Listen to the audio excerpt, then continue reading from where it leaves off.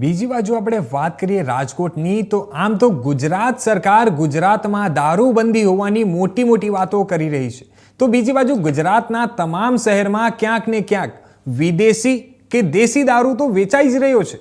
અને આજથી જ કેટલાક રફતરના રોમિયો ચિક્કાર દારૂનો નશો કરી અકસ્માત સર્જતા હોય છે. અને ત્યારે ગઈકાલ રાત્રે રાજકોટના પારેવડી ચોક નજીક એક કાર ચાલક દ્વારા દારૂના નશાના ધૂત થઈ કાર રોંગ સાઈડમાં ચલાવી બે સ્કૂટર ચાલકોને અડફેટે લીધા હતા, જેમાં સદનસીબે બંને સ્કૂટર ચાલકો સ્કૂટર પરથી ઉતરી જતા ગંભીર અકસ્માત સર્જાતા સહેજમાં અટક્યો હતો. જે બાદ સ્થાનિક લોકો દ્વારા નશેડી કાર ચાલકને પકડી પૂછતા તે તેના મિત્ર સાથે દારૂ પી આવ્યો હોવાથી કાર ચલાવતી વખતે સ્ટીયરિંગ ઉપર કાબુ ન રહ્યો હોવાનું જણાવ્યું હતું.